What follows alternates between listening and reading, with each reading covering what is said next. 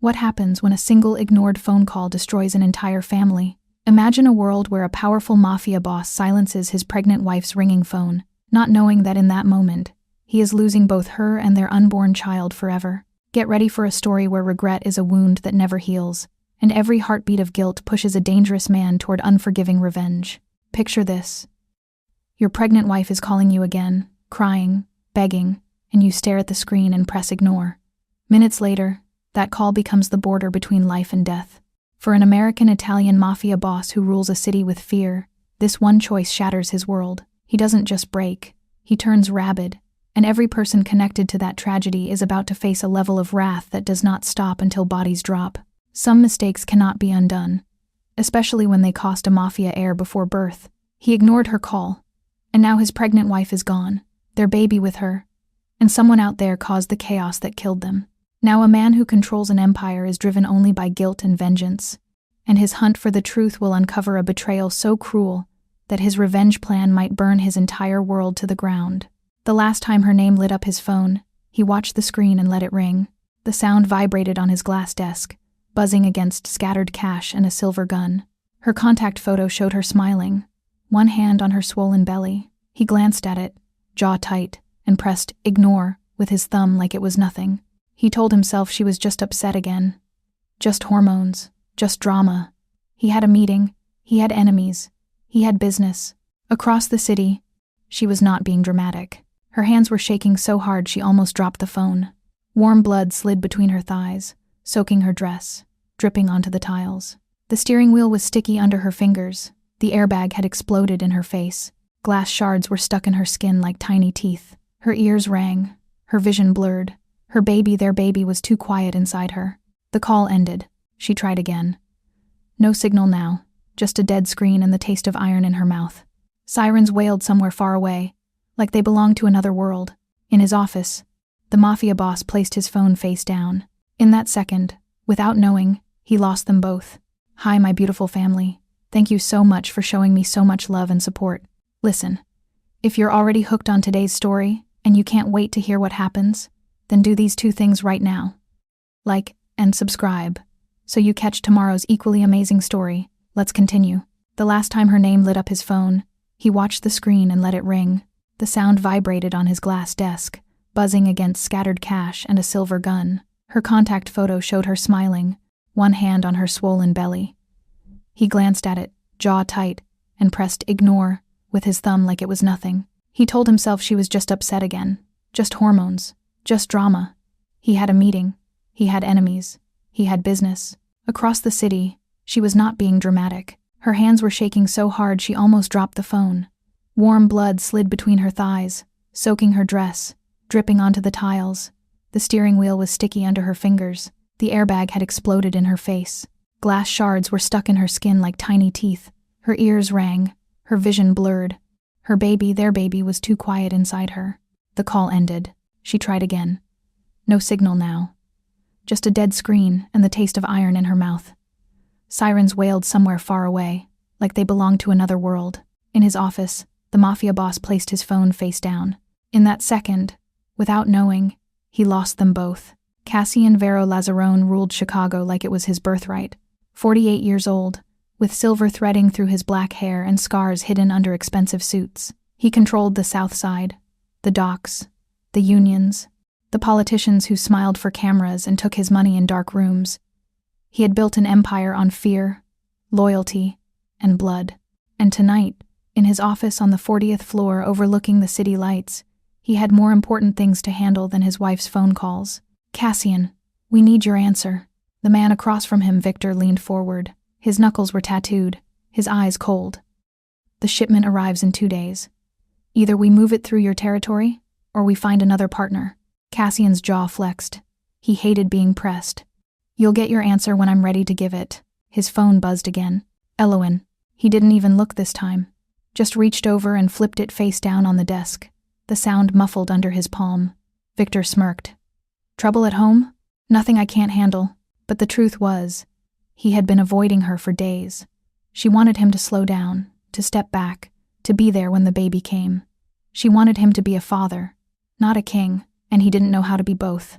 So he chose silence. He chose distance. He chose control. Elowen Maris Hale Lazarone had been trying to reach him for an hour. She was 45, 8 months pregnant, and terrified. She had left 3 voicemails already, each one more desperate than the last. The cramps had started that morning, sharp and low, like her body was tearing itself apart from the inside. She had called her doctor. The doctor told her to come in immediately, but she wanted Cassian first. She wanted her husband to tell her everything would be okay. So she got in the car. The streets were slick with rain. The wipers squeaked across the windshield, smearing the glow of headlights into streaks of gold and red. Her hands gripped the wheel too tight. Another cramp ripped through her, and she gasped, foot slipping off the gas. The car swerved. Horns blared behind her. She steadied herself, breathing through the pain.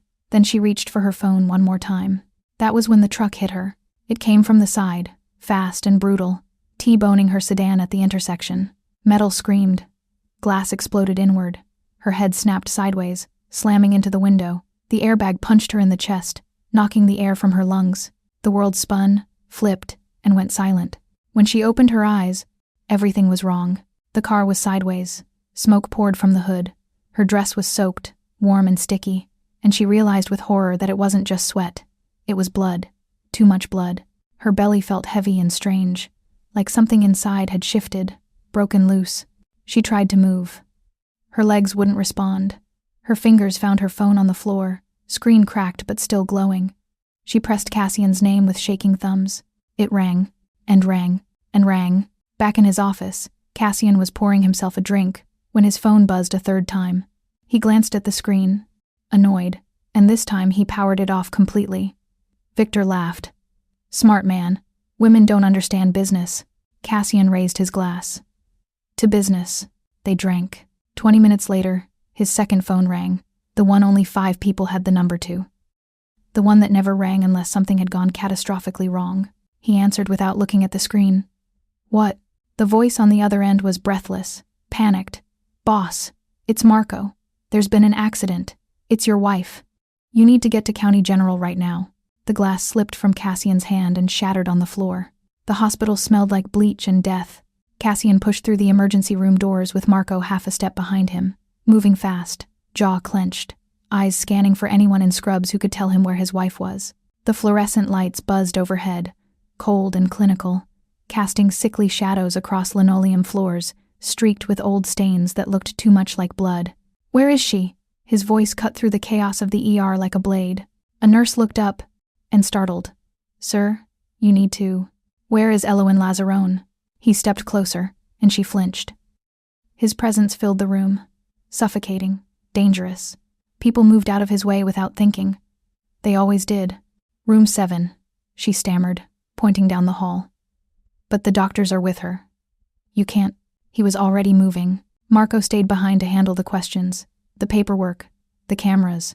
Cassian didn't care about any of that. His heart was pounding too hard, his breath shallow. And for the first time in 20 years, he felt something he had buried deep and sworn never to feel again. Fear. He reached room 7 and shoved the door open. The scene inside stopped him cold. Elowen was on the bed, surrounded by machines that beeped and hissed. Her face was gray, streaked with dried blood. An oxygen mask covered her nose and mouth. Her eyes were closed. IV lines snaked into her arms, pumping fluids and medication that didn't seem to be doing anything. Her belly, round and full just hours ago, looked deflated under the thin hospital sheet. A doctor stood beside her, hands stained red, speaking in low tones to a nurse. When Cassian entered, the doctor turned, and the look on his face said everything. Mr. Lazarone. The doctor's voice was steady, professional, but Cassian heard the exhaustion underneath. The defeat. I'm Dr. Patel. I need to speak with you. Is she alive? Cassian's voice cracked on the last word. For now. But, the baby? Dr. Patel hesitated. That hesitation was an answer. We did everything we could. The trauma from the crash caused a placental abruption. We performed an emergency C-section. But, he paused, choosing his words carefully.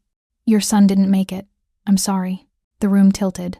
Cassian heard the words, but they didn't register. They bounced off him. Nonsense sounds. Impossible. His son, Lucian, the boy he had already imagined teaching to throw a punch, to read a room, to survive in a world that didn't forgive weakness, The boy whose name was already stitched into a Cubs onesie sitting in the nursery at home. No. His voice was flat, distant. No, you're wrong. Mr. Lazzaroni. You're wrong! He slammed his fist into the wall, and the drywall cracked. The nurse jumped. Dr. Patel didn't move, just stood there with that same exhausted, pitying expression. We can arrange for you to see him, if you'd like. To say goodbye. Cassian couldn't breathe. The air was too thick, too hot.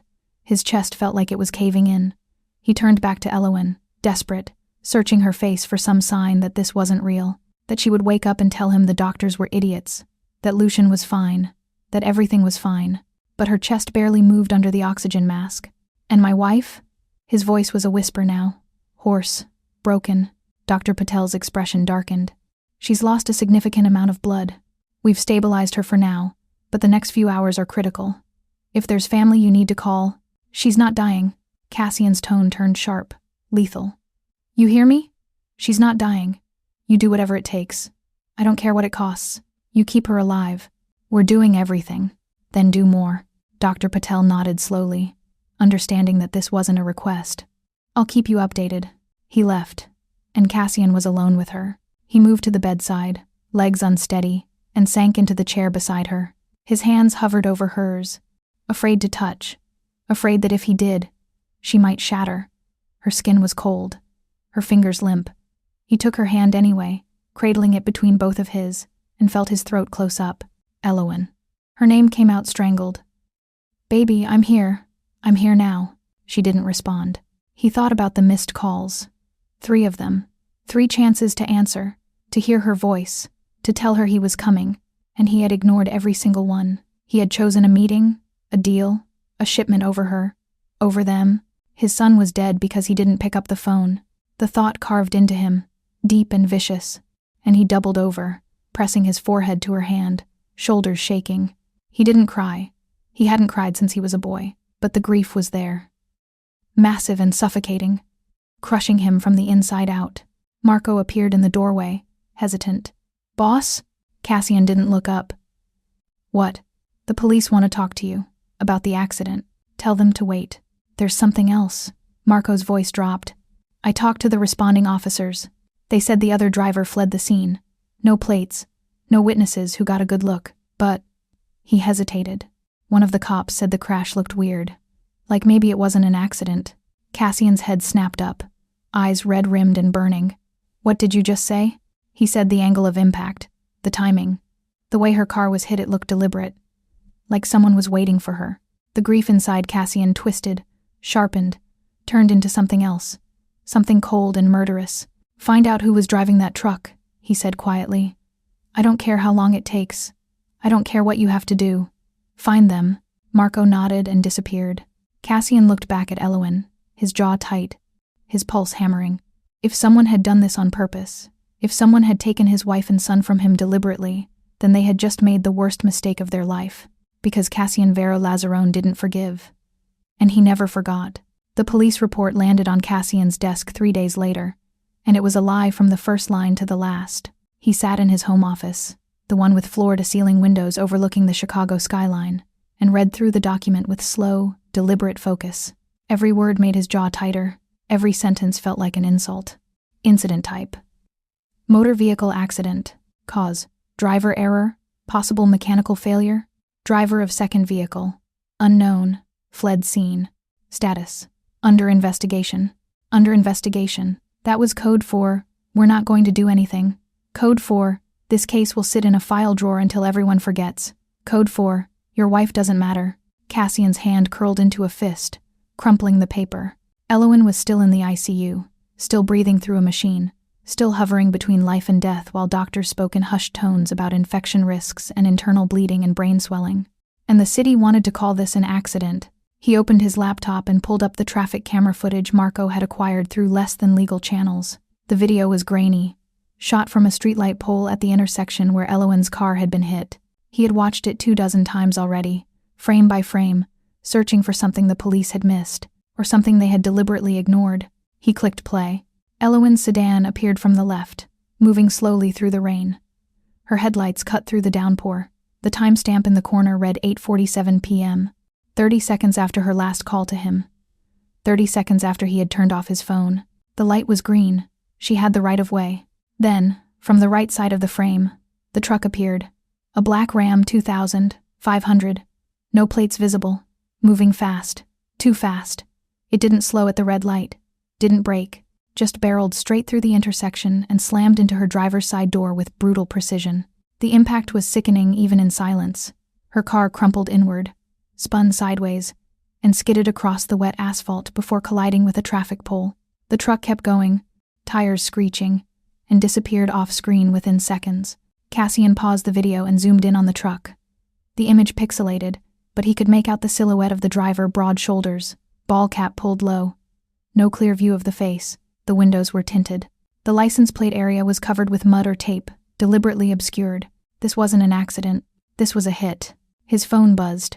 Marco's name lit up the screen. "Talk," Cassian answered. "Got something." The truck was reported stolen 2 days before the crash. Owner's a contractor on the north side. Says he left it parked outside his house overnight and woke up to find it gone. Filed a report. Insurance covered it. Truck turned up. Burned out in an empty lot in Gary, Indiana, the morning after your wife was hit. Burned out. Cassian's voice was flat. Convenient. Yeah. No prints. No DNA. Nothing usable. Whoever did this knew what they were doing. Cassian leaned back in his chair, staring at the frozen image of the truck on his screen. Professional. Planned. Someone had stolen a vehicle, waited for Elowen at that specific intersection, hit her at the exact moment she was most vulnerable, and then destroyed all the evidence. "What about witnesses?" he asked. 3 people saw the crash. 2 of them didn't see the driver. Third one, a guy named Dmitry Sokolov, said he got a look at the truck speeding away. He's a cab driver, was sitting at the light behind your wife when it happened. I got his address. Text it to me. "Boss, you sure you want to handle this yourself? I can bring him in. Ask the questions. Text me the address, Marco." There was a pause. Then Marco sighed. "Sent." Cassian ended the call and stood. He pulled his coat from the back of his chair, checked the Glock in his shoulder holster, and grabbed his keys. On his way out, he stopped in the hallway outside the nursery. The door was cracked open. Inside, pale blue walls were covered with hand-painted clouds. A crib sat in the corner, white and pristine, with a mobile hanging above it, little wooden airplanes that spun slowly in the air. Elowen had spent weeks decorating this room. She had painted every cloud herself, standing on a stepladder with her belly in the way, refusing help because she said it had to be perfect. Cassian pushed the door open wider and stepped inside. The cub's onesie was folded on the dresser. Size newborn, Lazarone stitched across the back in blue thread. Beside it was a framed ultrasound photo. Lucian's face, grainy and ghostly, one tiny fist pressed against his cheek. Cassian picked up the photo, his thumb brushing over the glass. "I'm sorry," he whispered. His voice cracked. "I'm so sorry, kid." He set the frame down carefully and turned to leave. But before he did, he pulled his phone from his pocket and opened his voicemail. 3 messages from Elowen. He had listened to the first 2 already. Both were her crying, asking him to call her back, telling him something was wrong. He hadn't listened to the third one yet. He pressed play. Static hissed through the speaker. Then her voice came through, shaky and breathless. "Cassian, please pick up. A sharp gasp, the sound of brakes squealing. "I don't know what's happening. The cramps won't stop, and I'm bleeding, and I'm scared, and I just need you to..." Her voice broke. "I need you." A pause. The faint sound of rain and distant traffic.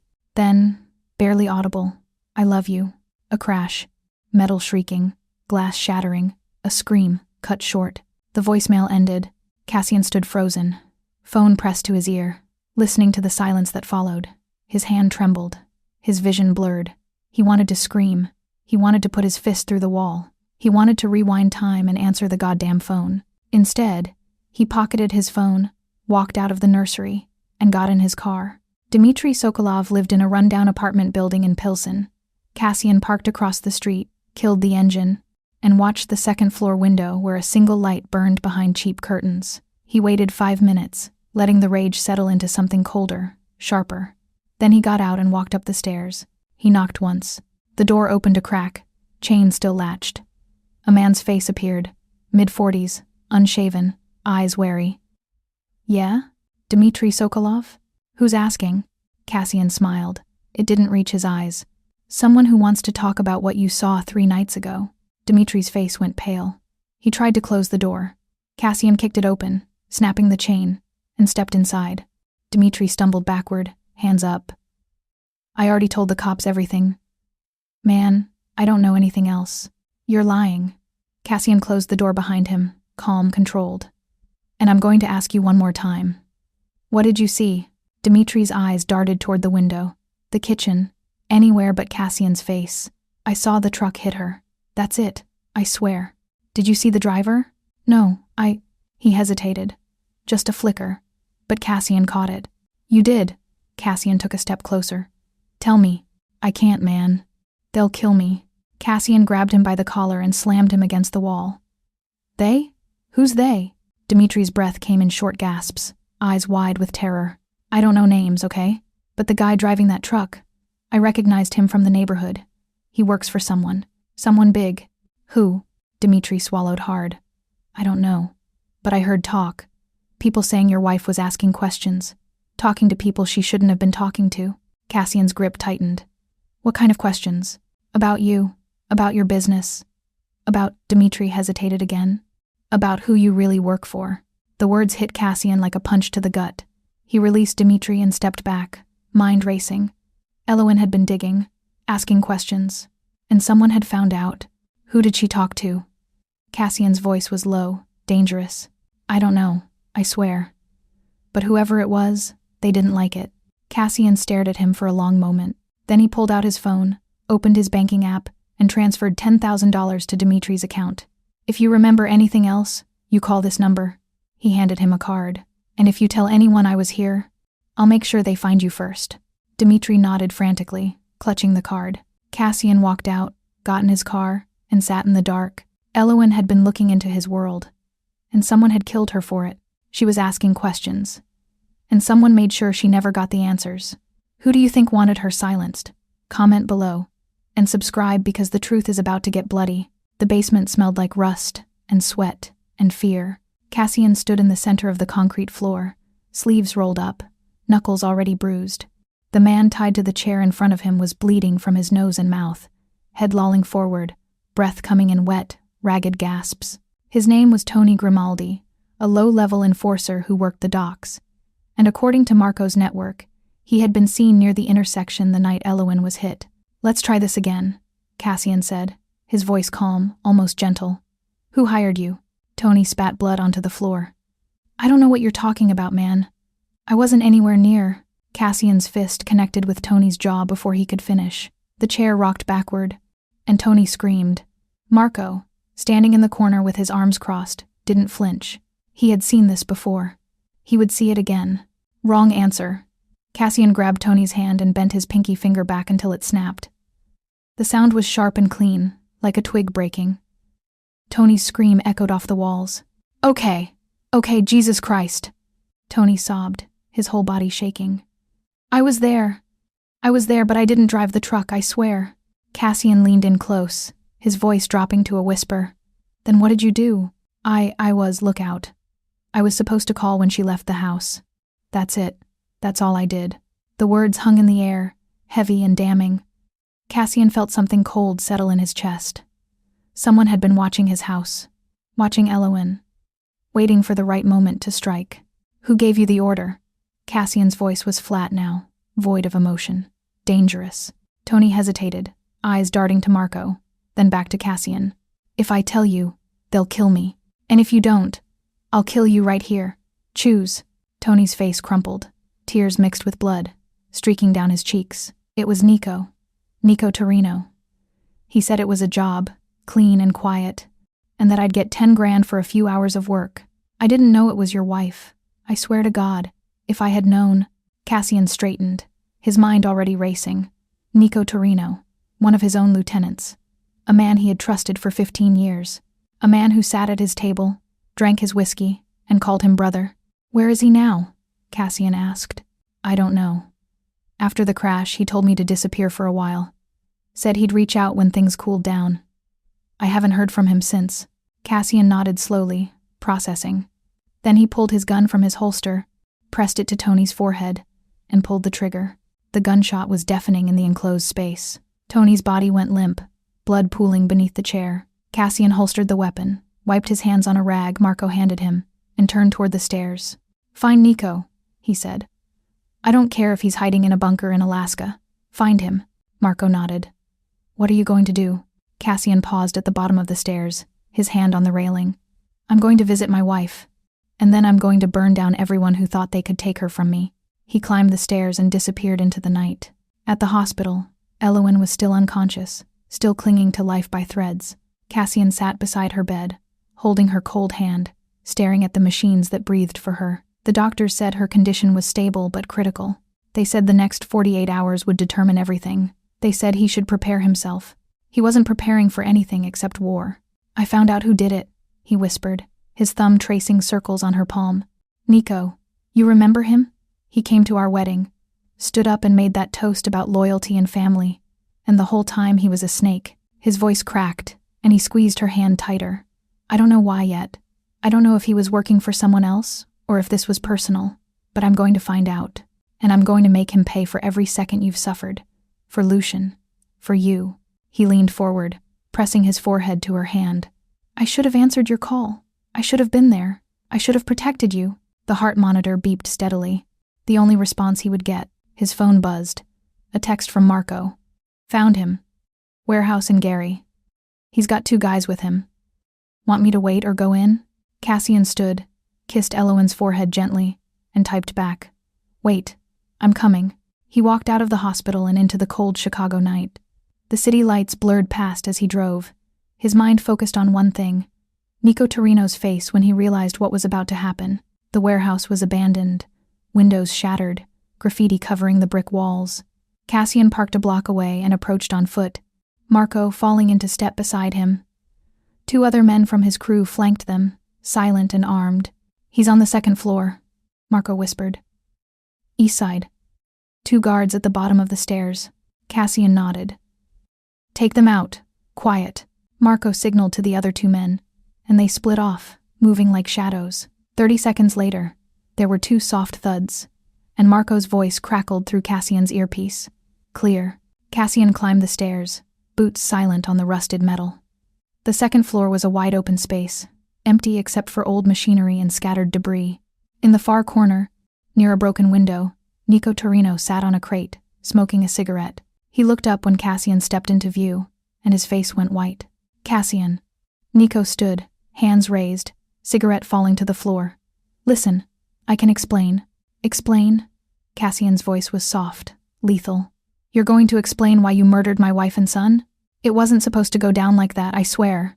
Nico backed up, stumbling over debris. "It was just supposed to scare her, send a message." "A message?" Cassian closed the distance between them in 3 strides and grabbed Nico by the throat, slamming him against the wall. "What message? What the hell are you talking about?" Nico gasped, clawing at Cassian's hand. "She was digging, asking questions about the Rossi family, about the deal you've been negotiating. Someone higher up got nervous. They told me to handle it before she exposed everything." Cassian's grip tightened. "Who?" "I don't know. They didn't give me a name, just orders." "You're lying." "I'm not. I swear on my life. They contacted me through a burner, told me what to do, wired me the money, and that was it." Cassian stared into Nico's terrified eyes, searching for the truth, and he found it. Nico was a coward and a traitor, but he wasn't the mastermind. He was a tool. Someone else had pulled the strings. "Who else knew about this?" Cassian demanded. "Nobody. Just me and the guy I hired to drive the truck. I kept it off the books because I knew you'd kill me if you found out." "You were right." Cassian released him, and Nico collapsed to the floor, gasping. "Where's the driver?" "Dead. I took care of him the next day. No loose ends." Cassian nodded slowly. Then he pulled his gun and shot Nico in the kneecap. Nico screamed, clutching his leg, blood pouring between his fingers. "That's for my son," Cassian said. Then he shot the other kneecap. "And that's for my wife." Nico writhed on the floor, sobbing, begging. Cassian crouched beside him, his voice cold and empty. "You're going to tell me everything you remember about that phone call. Every word, every sound in the background, every detail. And if I think you're holding back, I'm going to start removing fingers." Nico talked. He talked for 20 minutes, gasping through the pain, describing the voice on the other end of the burner phone male. Calm, educated, with a faint accent he couldn't place. He described the instructions, the timeline, the money transfer. And he described one other detail. The man had mentioned Elowen by name, not the wife, not the target, Elowen, which meant this wasn't random. It was personal. When Nico had nothing left to say, Cassian stood and walked toward the stairs. Marco, clean this up. What about him? Marco asked, nodding toward Nico. Cassian didn't look back. Make it hurt. He walked out of the warehouse, the sound of Nico's screams fading behind him. His hands were shaking, his breath uneven. He had just killed 2 men in cold blood, and it hadn't been enough. The rage was still there, burning hotter than ever, because he knew the truth now. Someone close to him, someone who knew Elowen, who knew their life had ordered her death, and they were still out there. Elowen's phone sat on Cassian's desk like a loaded gun. He had retrieved it from the hospital, still in the evidence bag the police had collected from the crash site. The screen was cracked, spider-webbed with fractures, but it still powered on. Marco had cloned the data, bypassed the passcode, and handed it over without a word. Now, at 3 a.m, Cassian scrolled through his dead wife's life. Her text messages were mundane at first. Conversations with friends about baby names and nursery furniture. Messages to her doctor about appointment times and vitamin prescriptions. A thread with her sister, Isla, full of photos and excited emojis. But then he found the other thread. It was with a contact saved only as M. Cassian opened it, and his blood ran cold. Are you sure you want to do this? Once you start asking, there's no going back. Elowen, I have to know. He won't tell me the truth. And I can't raise our son in the dark. I'll see what I can find. Give me a week. The conversation was dated 3 weeks before the crash. Cassian scrolled down, his jaw tightening with every message. The Rossi deal is bigger than you think. It's not just territory. It's a pipeline. Drugs, weapons, maybe worse. Your husband is in deep. Elowen, I knew it. God, I knew something was wrong. He's been distant, paranoid. I thought it was just stress, but this...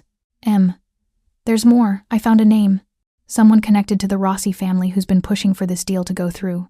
Someone who has a lot to lose if it falls apart. Elowen. Who? I'll tell you in person, not over text. Meet me tomorrow at the usual place. The next message was from Elowen, sent the day of the crash. Elowen, I'm on my way. Thank you for doing this. I just need to know what I'm up against. That was the last message in the thread. Cassian stared at the screen, his mind racing. Elowen had been investigating him. Not because she didn't trust him, but because she was scared. Scared of the world he had dragged her into. Scared of raising their son in the shadow of violence and lies, and she had reached out to someone for help. Someone she trusted. Someone with access to dangerous information. Who the hell was M? He opened her call log. The number associated with M appeared multiple times over the past month, including twice on the day of the crash. Cassian copied the number and sent it to Marco with a single word. Trace. While he waited, he kept scrolling. He found photos she had saved, ultrasound images, pictures of the nursery, screenshots of baby clothes she wanted to buy. He found a voice memo labeled, "For Cassian," dated 2 weeks before the crash. His hand hovered over the play button. He didn't want to hear it. Didn't want to hear her voice, so full of life and hope, knowing what was coming. But he pressed it anyway. Her voice filled the room, soft and trembling. Cassian, if you're listening to this, it means something happened to me. I don't know if I'm being paranoid, but I've had this feeling lately, like someone's watching me, like I'm in danger, and I need you to know the truth. A pause. The sound of her breathing, shaky and uneven. I've been looking into your business. I'm sorry. I know you told me to stay out of it, but I couldn't. Not when our son is about to be born into this life. I needed to understand what we're up against. And what I found... Cassian, it's worse than I thought. Another pause. The rustle of paper. There's a man named Dante Rossi. He's the one you've been negotiating with, right? Well, he's not just a businessman. He's a monster. And the deal you're making with him, it's going to destroy people. Innocent people. I don't know if you know that, or if you even care anymore, but I can't be complicit in it. I can't let our son grow up thinking this is normal. Her voice broke, and Cassian heard her wipe her tears. I'm meeting someone tomorrow. Someone who's been helping me gather information. I'm going to get proof, and then I'm going to ask you to walk away. From all of it. The business, the family, the empire. I know it's a lot to ask, but please, Cassian, do it for Lucian. Do it for me. A long silence. Then, barely audible. I love you. No matter what happens, I love you. And I hope you can forgive me. The recording ended. Cassian sat frozen, the phone still in his hand, her words echoing in his head. She had been trying to save him, to pull him out of the darkness before it consumed them both, and he had been too blind, too arrogant, too consumed by his own power to see it. His phone buzzed. A text from Marco. Got a hit on the number. It's registered to a P. I named Matthias Cole. Office in the Loop. Sending address now. Cassian stood, grabbed his coat, and walked out the door. Matthias Cole's office was on the 4th floor of a rundown building near State Street. The elevator was broken, so Cassian took the stairs, his footsteps heavy and deliberate. When he reached the door marked Cole Investigations, he didn't knock. He just kicked it open. The man inside jumped, papers scattering across his desk. He was in his 50s, graying hair, wire-rimmed glasses, dressed in a cheap suit that had seen better days. He looked up at Cassian, eyes wide with fear. Who the hell? Matthias Cole? Cassian stepped inside, closing the door behind him. Yeah, who's asking? I'm the husband of the woman you got killed. Matthias went pale. I don't know what you're talking about. Cassian pulled Eloin's phone from his pocket and held it up, showing the text thread. You were helping my wife investigate me, and someone found out. They ran her off the road, killed her and my son, and you're sitting here pretending you don't know anything about it. Matthias stood, hands raised. Listen, I had no idea that was going to happen. She came to me asking for information, and I gave it to her. That's it. I'm just a P. Man, I don't get involved in. Cassian grabbed him by the collar and slammed him against the wall. What did you tell her? Everything. The Rossi deal, the pipeline, the connections to law enforcement. She wanted proof that you were in over your head, and I gave it to her. Did you tell anyone else? No, I swear. Cassian's grip tightened.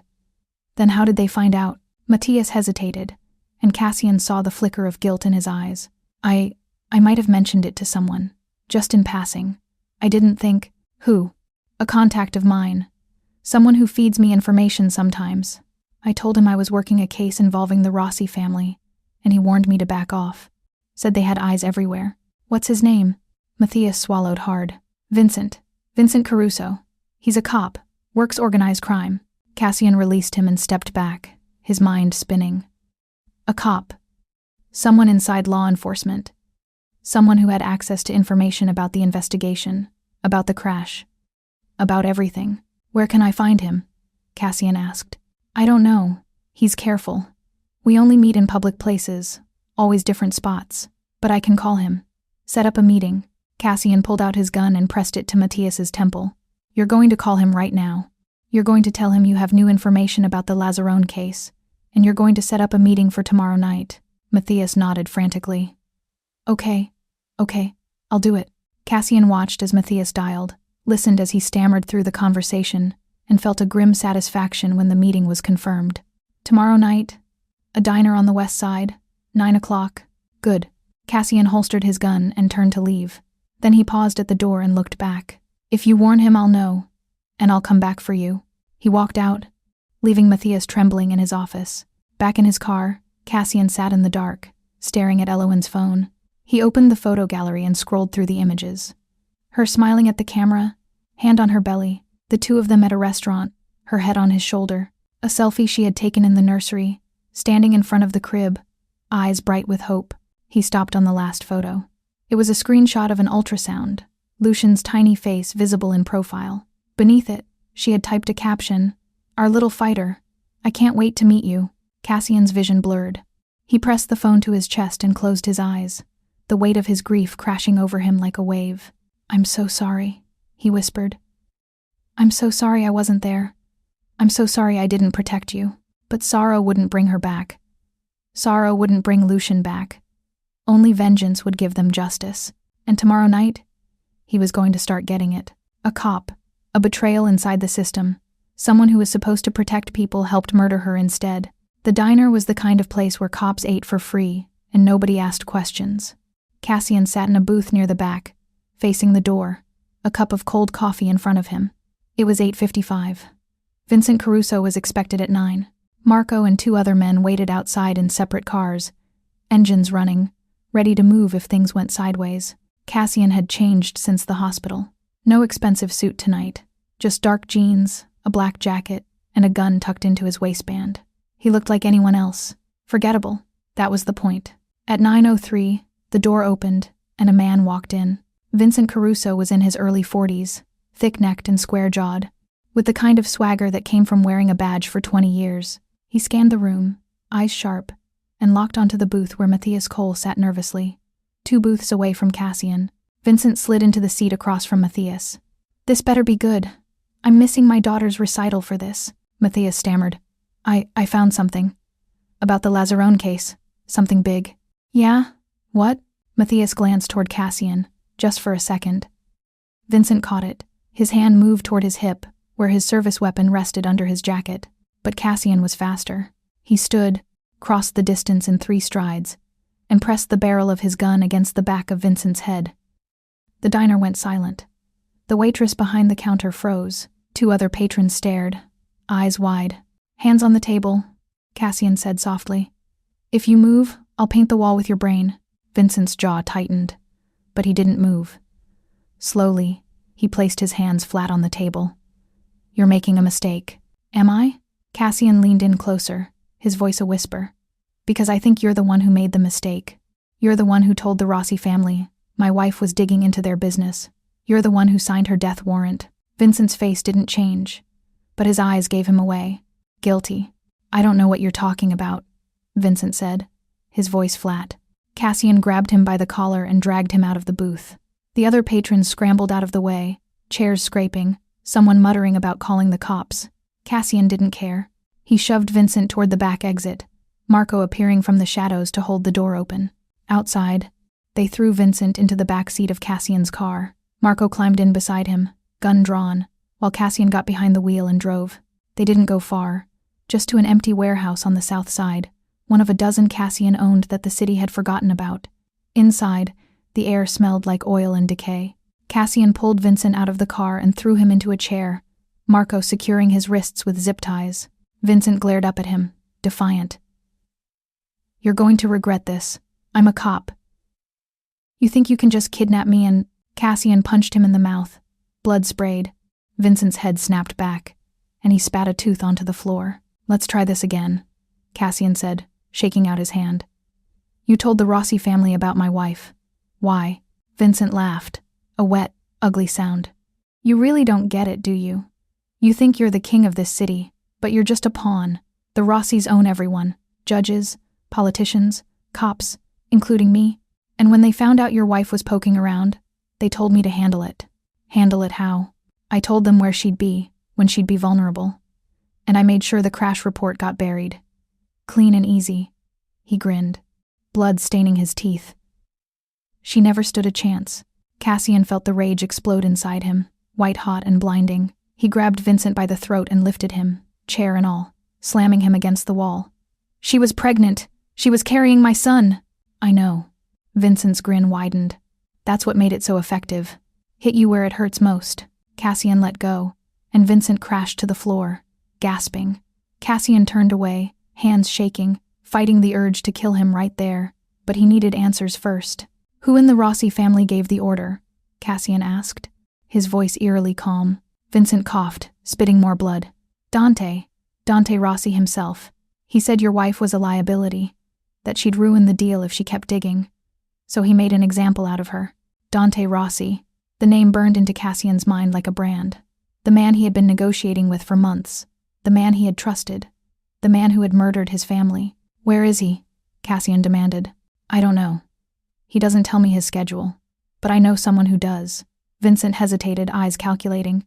"If I give you the name, you let me walk?" Cassian crouched down, looking Vincent dead in the eye. "You're not walking out of here. But if you give me the name, I'll make it quick." Vincent laughed bitterly. "You're a real piece of work, you know that? Name. Now." Vincent sighed, defeated. "His sister, Gianna Rossi. She handles all his appointments, his security, everything. She's the gatekeeper. You get to her, you get to him." Cassian stood. "Where can I find her?" "She runs a gallery in River North. High-end art, money laundering, the usual. She's there most nights." Cassian nodded, then looked at Marco. "Is he telling the truth?" Marco had his phone out, already checking. "Yeah. Gianna Rossi owns the Elysian Gallery on Hubbard. Open till 10 most nights. Cassian turned back to Vincent. Thank you for your cooperation. Vincent's eyes widened. Wait. You said you'd make it quick. Cassian pulled his gun and shot him between the eyes. The sound echoed through the warehouse, and Vincent's body slumped forward, lifeless. Cassian holstered the gun and walked toward the exit. Burn it, he told Marco. All of it. I want no trace. Marco nodded, already pulling out a can of gasoline. In the car, Cassian sat in silence, staring at the warehouse as flames began to lick at the windows. Another body, another step closer to the truth, but it didn't feel like progress. It felt like drowning. His phone buzzed. A call from the hospital. His heart stopped. Mr. Lazzarone? It was Dr. Patel, his voice tense. You need to come back. Your wife, she's waking up. Cassian's breath caught. What? She's regaining consciousness. It's still fragile, but she's responding to stimuli. You should be here. Cassian didn't wait. He started the car and drove, breaking every speed limit, running every red light. Elowen was waking up. She was coming back to him, but when he arrived at the hospital and burst into her room, the sight that greeted him shattered him all over again. She was awake. Her eyes were open, staring at the ceiling, tears streaming down her face. The breathing tube had been removed, and she was trying to speak, her voice barely a whisper. Lucian, she gasped. Where's Lucian? Cassian froze in the doorway, his heart breaking. Dr. Patel stepped forward. Mrs. Lazzarone, you need to stay calm. You've been through significant trauma. Where's my baby? Her voice rose, panicked, desperate. She tried to sit up, and the machines beeped in alarm. Cassian, where is he? Where's our son? Cassian moved to her side, taking her hand, his own tears falling now. Elowen, no. She shook her head, eyes wild. No, don't say it. Please don't say it. I'm so sorry, he whispered, his voice breaking. He didn't make it. Lucian, he's gone. The sound she made was inhuman. A wail of pure anguish that tore through the room, through Cassian's chest, through everything. She tried to pull away from him, thrashing against the IV lines, screaming, sobbing, her grief so raw and overwhelming that the nurses had to sedate her. Cassian held her hand until she went still, until the medication pulled her back under, and then he sat beside her, broken and hollow, knowing that when she woke again, she would hate him, because he had ignored her call, and their son was dead because of it. She's awake, but the nightmare is just beginning. Do you think she'll forgive him, or will this destroy them both? Comment your thoughts, and don't forget to subscribe because the next chapter will break you. Elowen wouldn't look at him. 3 days had passed since she woke up. 3 days of doctors checking vitals, nurses adjusting medication, and Cassian sitting beside her bed, watching her stare at the wall in silence. She wouldn't speak, wouldn't eat, wouldn't acknowledge his presence except to turn her head away whenever he entered the room. Dr. Patel called it traumatic grief. Cassian called it what it was. She blamed him, and she was right to. On the 4th day, she finally spoke. Get out! Her voice was hoarse, empty. Cassian, who had been dozing in the chair beside her bed, jerked awake. Elowen, I said get out. She still wouldn't look at him. Her eyes were fixed on the window, on the gray Chicago sky beyond. I don't want you here. Please, let me explain. Explain what? Now she turned, and the look in her eyes was pure venom. Explain how you ignored my calls while I was dying? Explain how our son is dead because you were too busy with your empire to pick up the phone? Each word was a knife, and Cassian felt every one of them. I didn't know. You never know. Her voice cracked, raw with pain. You never know because you never care. I begged you to leave that life. I begged you to put us first, and you chose them over us, every single time. That's not true. Then where were you? Tears streamed down her face now, her hands trembling. Where were you when I needed you most? When I was bleeding and scared and calling your name? Where were you, Cassian? He had no answer. Nothing he could say would change the truth. He had failed her, failed Lucian, failed as a husband and a father before he ever got the chance to be one. I'm sorry, he whispered. God, Elowen, I'm so sorry. Sorry doesn't bring him back. She turned away again, her voice dropping to a broken whisper. Nothing brings him back. Cassian stood, his legs unsteady. I'm going to find who did this. I'm going to make them pay for what they took from us. I don't care about revenge. Her words were flat, lifeless. I just want my baby. And since I can't have that, I want you to leave me alone. He wanted to argue, wanted to fall to his knees and beg her not to give up on him. But he saw the emptiness in her eyes, the way grief had hollowed her out, and he knew. He had lost her too. He walked out of the room without another word. In the hallway, Marco was waiting. "Boss, we got a hit on Gianna Rossi. She's at the gallery tonight. Private event, invite only. But I got us on the list." Cassian nodded, his jaw tight. "Good, let's go. You sure you're okay to?" "I'm fine. Let's move." The Elysian Gallery was exactly what Cassian expected. Sleek, modern, dripping with wealth and pretension. Crystal chandeliers hung from the ceiling, casting soft light over abstract paintings that probably cost more than most people's houses. Men in tuxedos and women in designer gowns mingled, sipping champagne and pretending to understand art. Cassian walked in wearing a tailored suit, Marco at his side, both of them blending seamlessly into the crowd. They had fake names, fake credentials, and enough cash to make sure no one asked questions. Gianna Rossi stood near the center of the room, holding court. She was in her late 30s, striking in a sharp black dress, dark hair pulled back in a severe bun. She had her brother's eyes cold, calculating, dangerous. Cassian watched her from across the room, studying her movements, her interactions. She was careful, guarded. 2 bodyguards flanked her at all times, and she never stayed in one place for long. "How do you want to play this?" Marco asked quietly. "We don't." Cassian's eyes never left Gianna. "Not here. Too many witnesses. We follow her when she leaves. Grab her somewhere private." Marco nodded. "I'll have the car ready." They waited. An hour passed. 2. Cassian nursed the same glass of whiskey, his patience wearing thin, the rage simmering just beneath the surface. Finally, at 11, Gianna made her exit, bodyguards in tow. Cassian and Marco followed at a distance, staying in the shadows. Gianna's car was parked in a private garage 2 blocks away. They watched as she dismissed the bodyguards, sending them home for the night. A mistake. Her last mistake. She got into her Mercedes, engine purring to life. Cassian moved fast. He slipped into the back seat before she could lock the doors, pressing his gun to the back of her head. "Drive," he said softly. Gianna's hands froze on the steering wheel. "Who the hell?" "Drive, or I'll kill you right here." She drove. Cassian directed her to an empty construction site on the edge of the city, a half-finished high-rise surrounded by chain-link fences and shadows. Marco followed in their car, blocking the exit once they were inside. Cassian dragged Gianna out and shoved her against a concrete pillar. She stumbled, her heels catching on gravel, but she recovered quickly, lifting her chin in defiance. "You have any idea who I am?" she hissed. "My brother will. Your brother is the reason I'm here." Cassian's voice was ice. "He killed my wife and son, and you're going to tell me where to find him." Gianna's eyes widened, just for a moment, before she masked it. "I don't know what you're talking about," Cassian backhanded her. Her head snapped to the side, blood trickling from her lip. "Try again. You're insane." He grabbed her by the throat, lifting her off the ground. 3 weeks ago, your brother ordered a hit on a pregnant woman. My pregnant wife. A cop named Vincent Caruso helped him. And you," he squeezed tighter. "You knew about it. You're his gatekeeper. You know everything." Gianna clawed at his hand, gasping. "I didn't. Don't lie to me."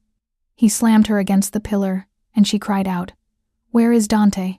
"I don't know," she choked. "He doesn't tell me where he goes.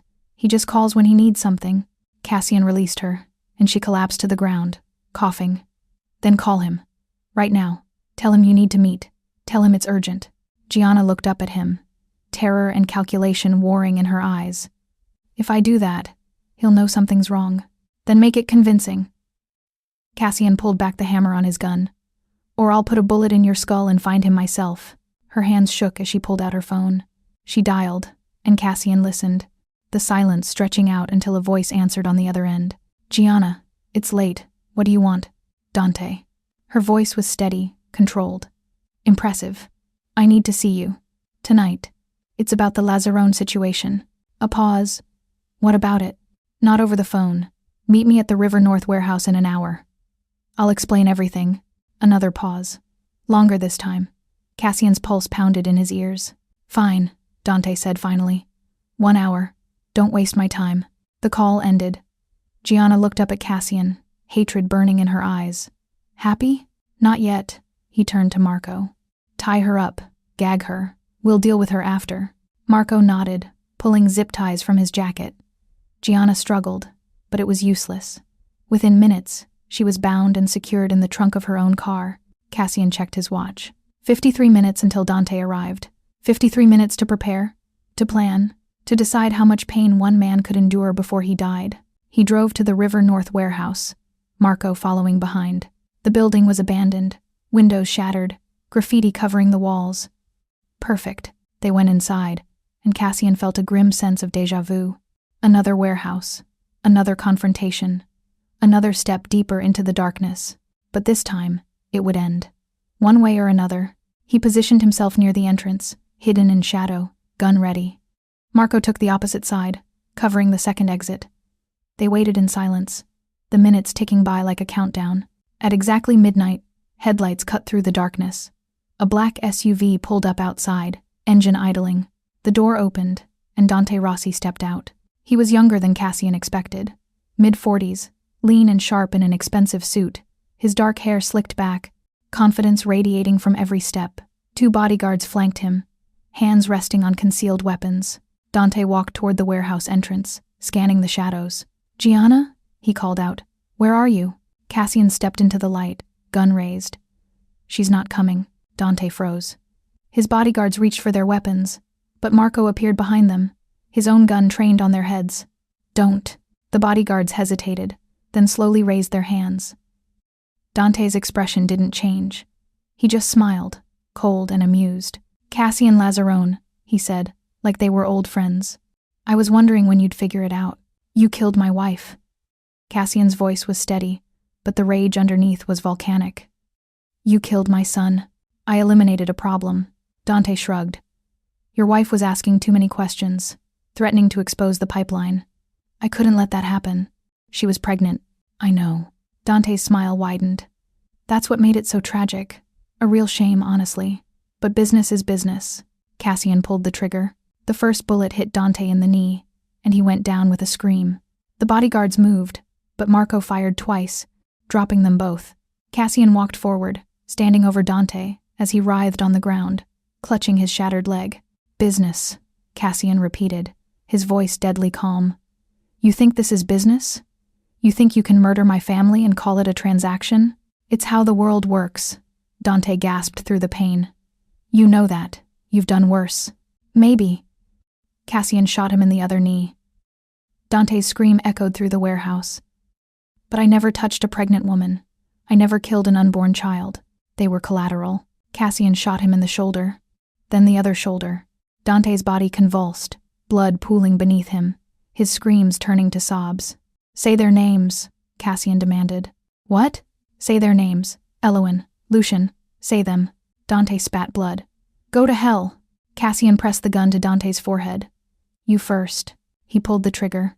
The warehouse went silent.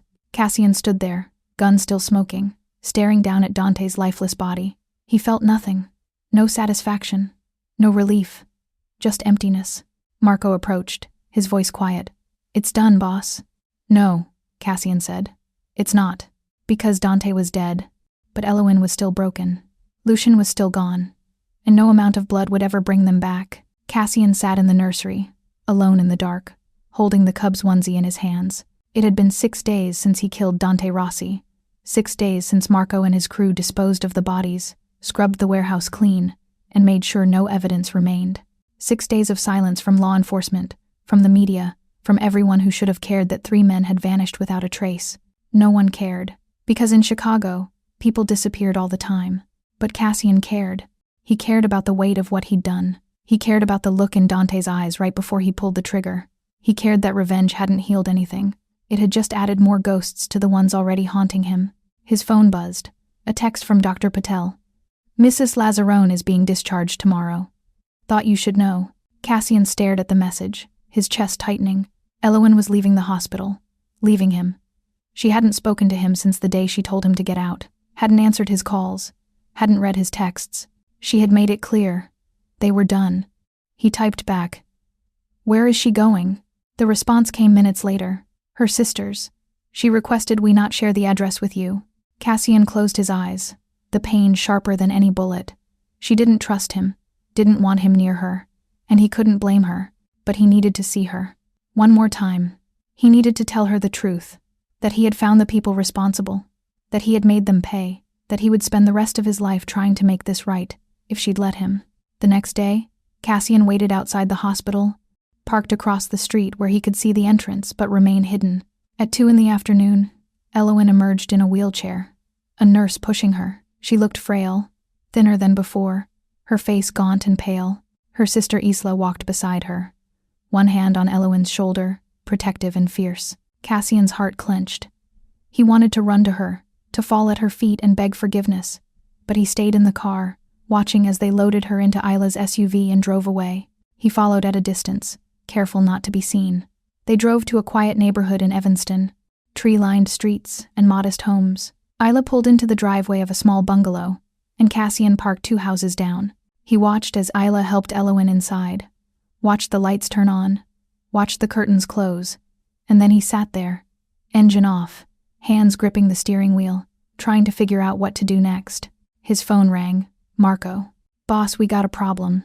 Cassian's jaw tightened. "What kind of problem?" "FBI. They're asking questions about Dante Rossi. His sister's missing too. They're connecting dots, and some of those dots lead back to you. How long do we have?" "A week, maybe less. They don't have hard evidence yet, but they're close." Cassian closed his eyes. The walls were closing in. He had known this day would come. You couldn't kill that many people and expect to walk away clean. "What do you need me to do?" Marco asked. "Nothing. Stand down. If they come for me, let them." "Boss, I'm done, Marco. I'm done running. I'm done fighting. Let it end." A long pause. Then Marco's voice, softer than usual. "What about Elowen? She doesn't want me. And maybe that's for the best." He hung up before Marco could respond. That night, Cassian sat in his office, staring at his phone. He opened the voice memo Elowen had left him, the one where she said she loved him, the one where she begged him to walk away from the life. He played it again, and again, and again. "I love you. No matter what happens, I love you." He closed his eyes, her voice wrapping around him like a ghost. Then he did something he hadn't done in 30 years. He went to the church where they had gotten married. It was late, nearly midnight, and the building was empty. Cassian slipped inside through a side door, his footsteps echoing off the stone floors. He walked down the aisle, past rows of empty pews, until he reached the altar where he and Elowen had stood 5 years ago, promising to love each other until death did them part. He sank to his knees, hands clasped, head bowed. He wasn't a religious man, hadn't prayed since he was a boy, but tonight, with the weight of everything crushing him, he didn't know where else to turn. "I don't know if you're listening," he whispered, his voice breaking. "I don't know if you care. But if you do, if there's any mercy left in this world, please, don't let her suffer anymore. Don't let her carry this pain alone." His shoulders shook, tears spilling down his face. "I failed them. I failed her. I failed our son. And I don't know how to live with that. I don't know how to keep going when everything I touch turns to ash." The church was silent. No answer. No sign. Just the hollow echo of his own voice. He stayed there for an hour, maybe more, until his knees ached and his tears ran dry. Then he stood, wiped his face, and walked back into the night. 2 days later, the FBI came. Cassian was sitting in his office when he heard the knock. He didn't run, didn't reach for his gun, just stood, straightened his tie, and opened the door. 2 agents stood in the hallway, badges out. "Cassian Lazarone, that's me. We have a warrant for your arrest. Charges include conspiracy to commit murder, racketeering, and obstruction of justice." Cassian held out his wrists. "Let's go." They cuffed him, read him his rights, and led him out of the building. News cameras were already there, reporters shouting questions, flashes going off. Cassian kept his head down, silent, as they pushed him into the back of a black SUV. But before the door closed, he looked up. And across the street, standing on the sidewalk, was Elowen. She was staring at him, her face unreadable.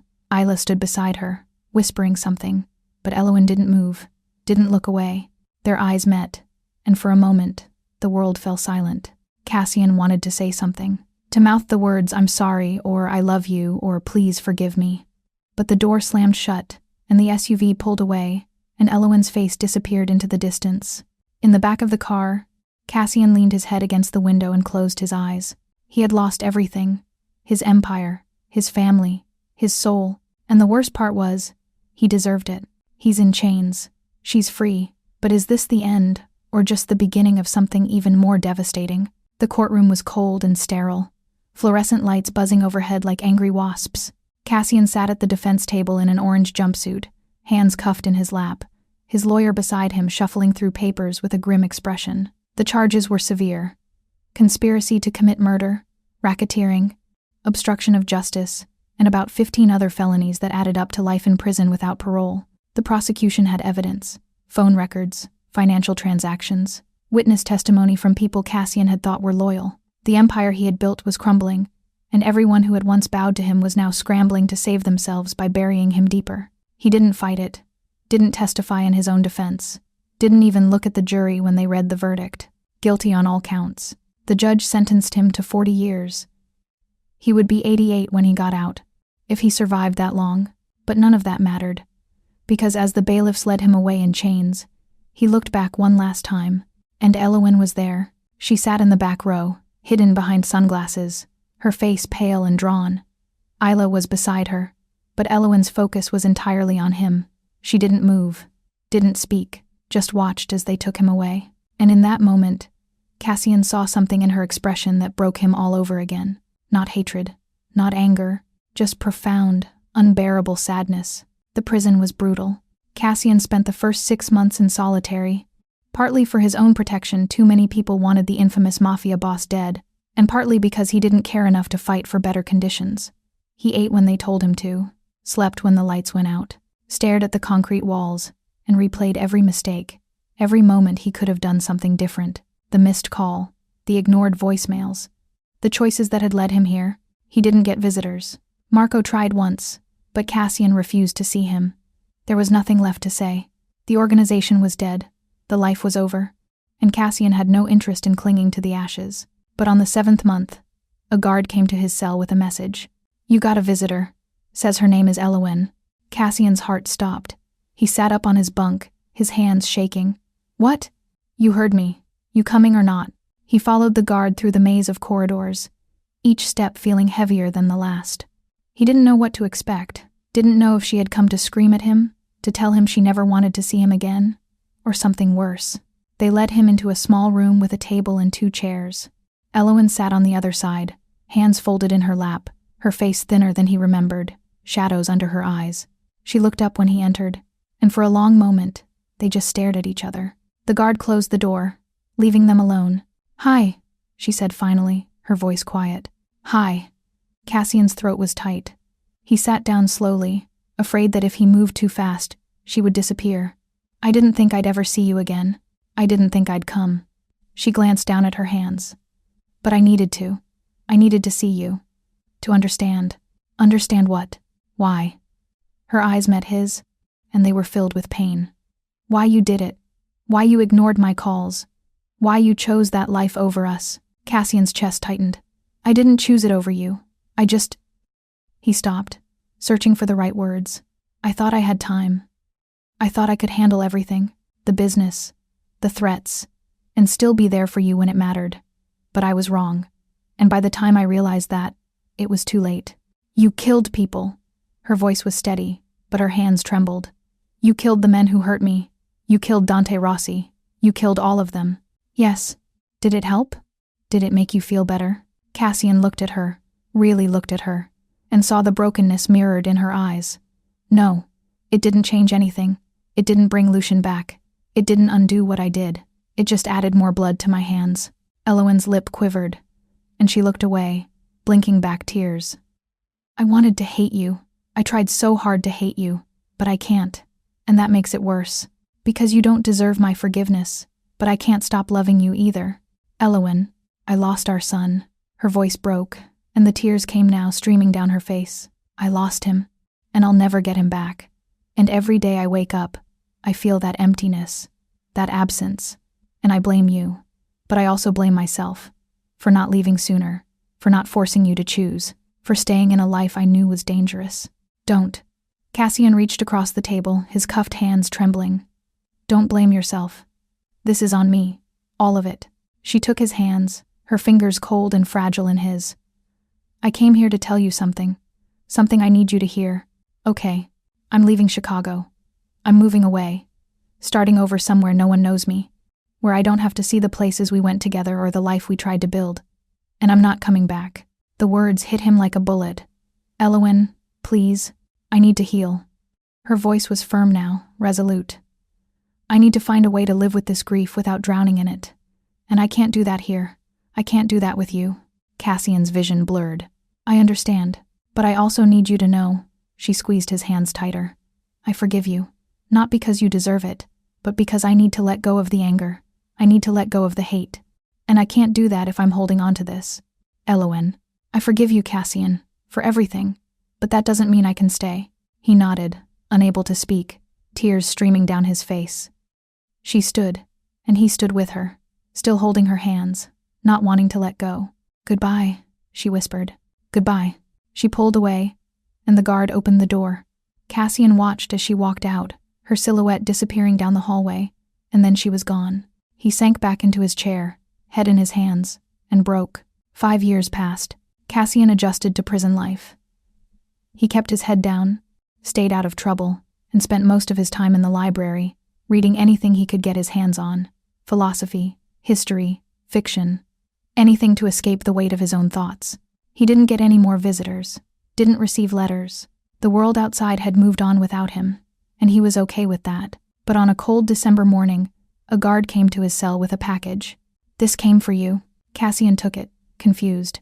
It was small, wrapped in brown paper, no return address. He opened it carefully. Inside was a photo. It showed Elowen standing on a beach somewhere warm, the ocean stretching out behind her. She was smiling, not the radiant smile he remembered from their early days, but a softer, quieter one. A smile that said she had found some measure of peace, and in her arms, she held a baby. Cassian's breath caught. On the back of the photo, in Elowen's handwriting, were 3 words. "His name is Lucian." Cassian stared at the photo, his hands shaking. She had moved on. She had found a way to live again, and she had honored their son by giving his name to this new life. For the first time in 5 years, Cassian smiled. He pinned the photo to the wall of his cell, right where he could see it every morning when he woke up, and every day, he looked at it and whispered the same words. "I'm sorry, and I'm proud of you." Because Elowen had done what he never could. She had let go of the darkness. She had chosen life over death, hope over despair, and even though he would never see her again, never hold her, never be the man she deserved, he could live with that, because she was free, and that was enough. She forgave him. But she didn't stay. And maybe that's the most painful kind of love, the kind that lets go. What do you think? Could you forgive someone who cost you everything? Drop your thoughts below, and if this story broke you the way it broke me, subscribe and share it, because some stories need to be felt, not just heard.